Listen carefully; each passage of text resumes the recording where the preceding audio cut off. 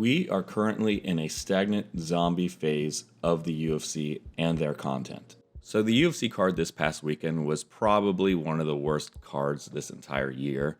In fact, I would say if it wasn't for Macy Barber's weird seizure incident thing that happened that canceled her main event against Erin Blanchfield, I would say that this card is far and away the worst card of the year.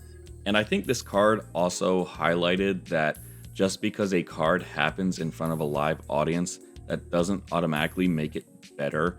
In fact, this card I feel would have been better suited at the Apex because of how little excitement there was for it, because of how little hype there was for these matchups. I think the audience that was there for Perth, one, it was very early in the morning. They had a great difficulty selling tickets to it, even at heavily discounted rates.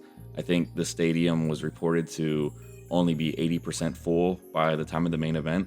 And you could practically hear that lack of enthusiasm when you could actually hear the crowd, as opposed to where at the Apex, there's this weird comforting feeling while watching a card that doesn't really matter, that's not really that great, and you can just hear the corner talking, you can hear the feet shuffling, you can hear every punch landed.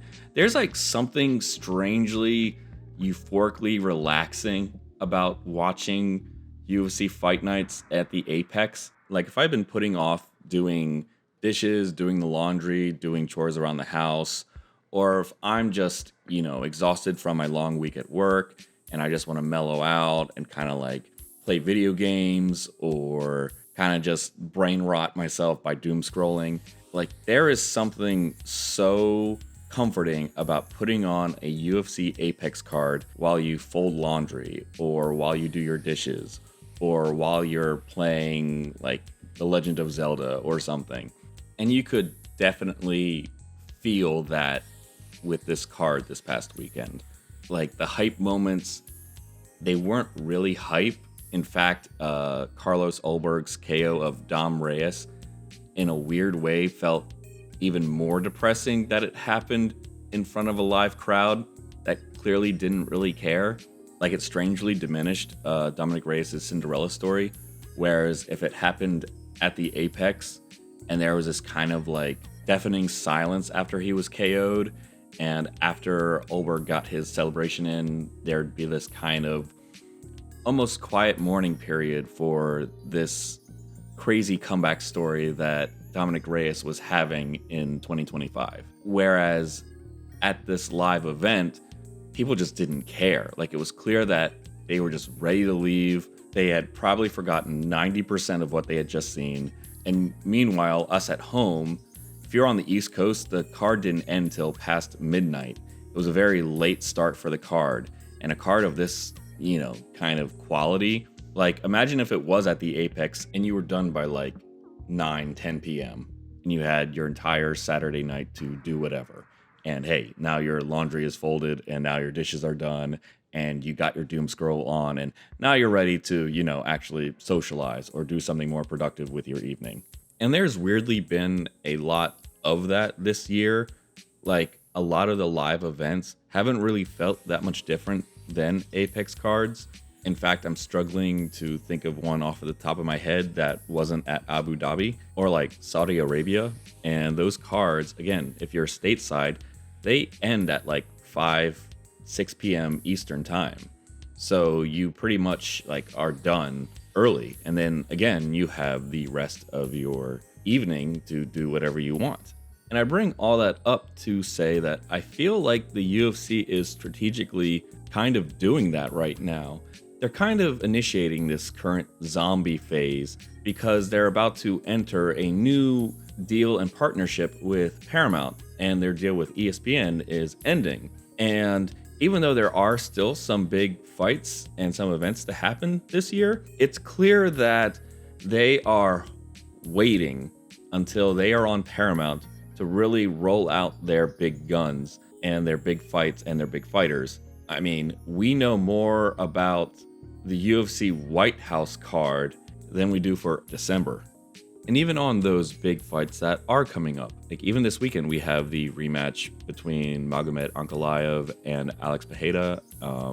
And then in the co-main, we have Merab Dvalishvili versus Corey Sandhagen. And those are, at least Ankalaev, Pereira, and Dvalishvili.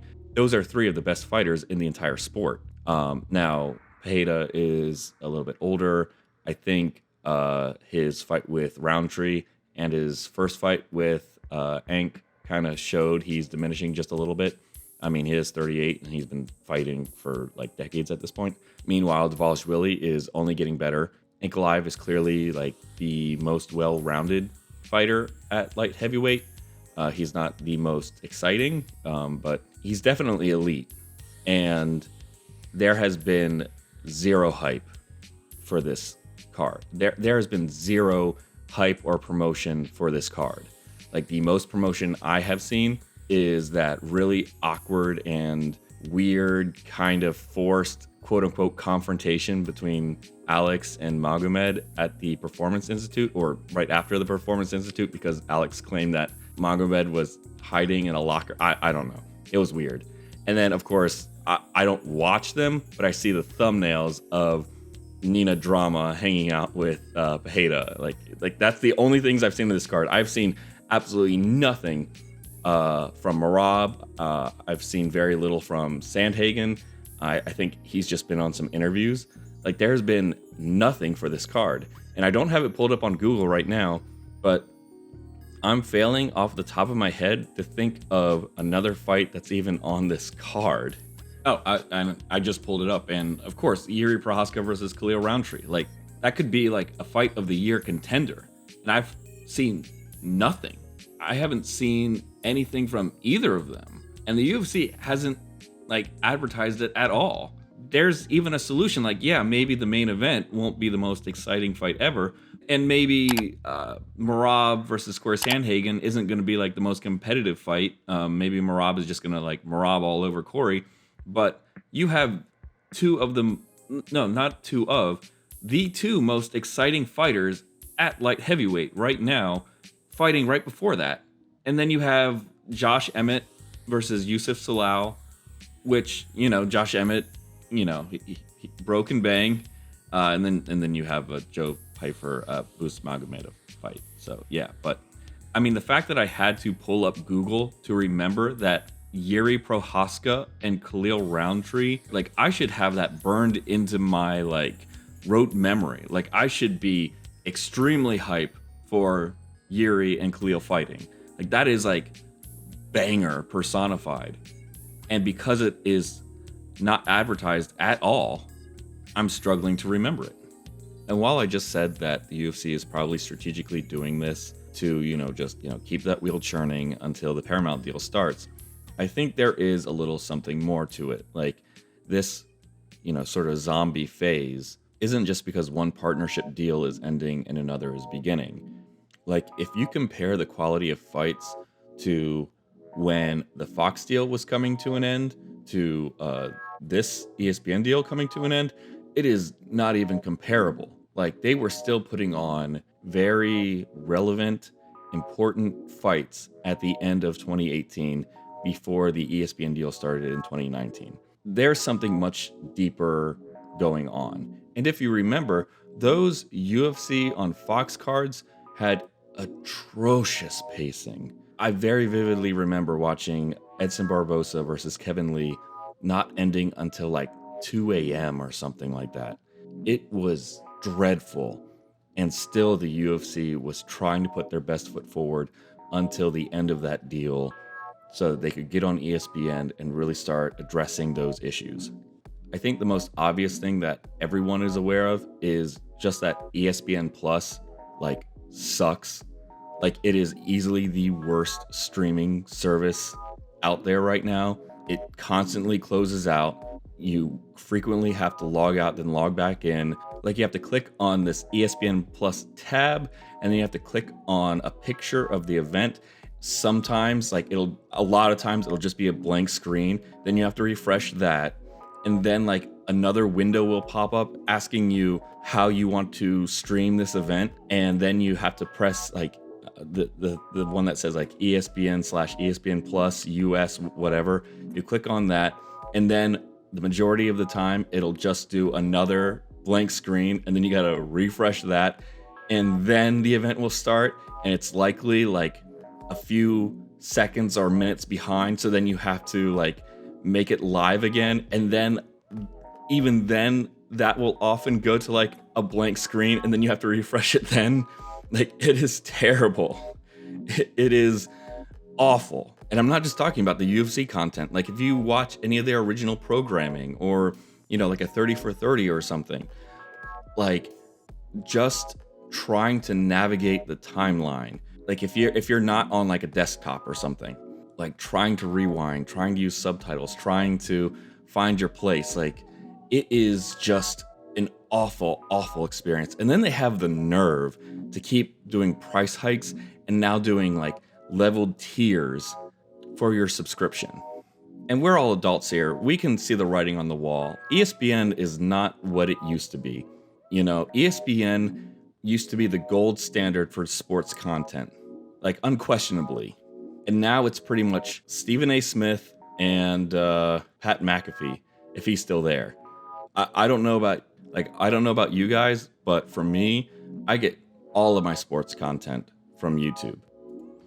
ESPN never really learned how to adapt.